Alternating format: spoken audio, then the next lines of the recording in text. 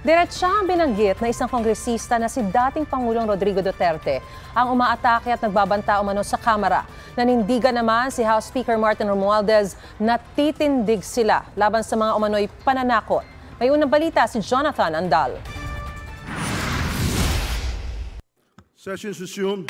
Kababalik pa lang ng sesyon ng Kongreso pero bungad ni House Speaker Martin Romualdez laban sa aniyay umaatake sa imahe ng buong institusyon ng Kamara. Nakakaisa tayo tumindig kung inaatake ang ating institusyon.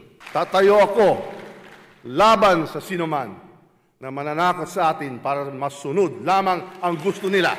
Walang pangalang tinukoy si Romualdez pero sa parehong talumpati, dinepensahan niya ang naging deliberasyon sa panukalang 2024 national budget kung saan tinanggal ng Kamara ang confidential funds ng civilian agencies, kabilang ang sa tanggapan ni Vice President at Education Secretary Sara Duterte.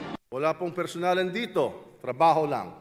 Kasunod ng talumpati, nag-convene bilang Committee of the Whole ang Kamara kung saan tumayong Majority Floor Leader, si Presidential Son Ilocos Norte Representative Sandro Marcos. Sa sesyon, inusisa ni Albay Representative Edsel Lagman kung sino nga ba ang kritiko at nagbabanta sa Kamara. What recent events transpired subverting the integrity of the House of Representatives? It was done on a certain TV network. And some words were said to malign the reputation of our institution.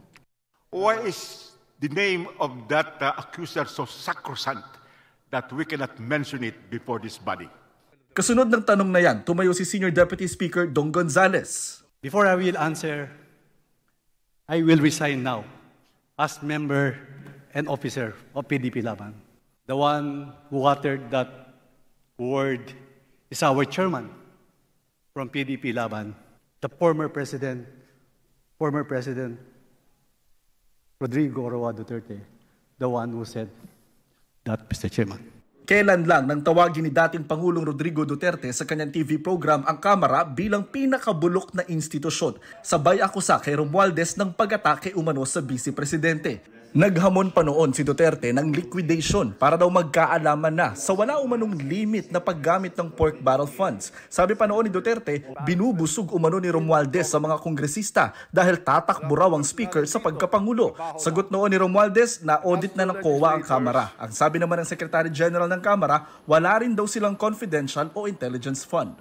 Sa huli, nagpasa ng resolusyon ng mababang kapulungan ng Kongreso para pagtibayin ang integridad ng Kamara at magpakita ng suporta at pagkakaisa kay Romualdez. Sinusubukan pa namin kunin ang panig ni Duterte.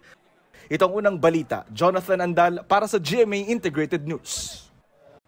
Mga kapuso, para una ka sa mga balita, mag-subscribe sa GMA Integrated News sa YouTube. Sa mga kapuso abroad, subaybayan niyo po kami sa GMA Pinoy TV at sa www.gmanews.tv.